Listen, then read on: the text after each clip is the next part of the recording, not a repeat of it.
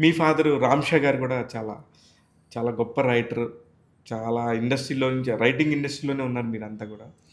మా అమ్మగారు, నాన్నగారు ఇద్దరు రైటర్సే. ఓహ్! మా అమ్మగారు 'జీవితం' అనే పత్రిక ఆవిడ సంపాదకురాలుగా నడిపింది.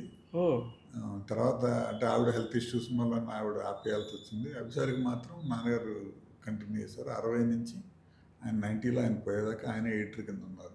అభిసారికకి. అభిసారికి. మదరు, ఫాదర్ ఇద్దరు గూడా రైటింగ్ సైడ్ ఉన్నప్పుడు మీకు ఆటోమేటిక్‌గా వచ్చుండాలి గదా! నేను కవిత్వాలు రాస్తానండి. ఓకే. అంటే నేను కూడా యాక్చువల్‌గా ఒక పత్రిక స్టార్ట్ చేసి 'ఆరుద్ర' అని ఆ! 2 ఇష్యూల తర్వాత ఆగిపోయింది. అది ఫైనాన్షియల్ రీజన్స్ తోటి. నేను దాని ఎడిటర్ అండ్ పబ్లిషర్ కింద నేను స్టార్ట్ చేశాను నేనే ఓకే. హైదరాబాద్‌లోనే. హైదరాబాద్లో. ఓకే. 'ఆరుద్ర' అని మంత్లీ మ్యాగజైన్.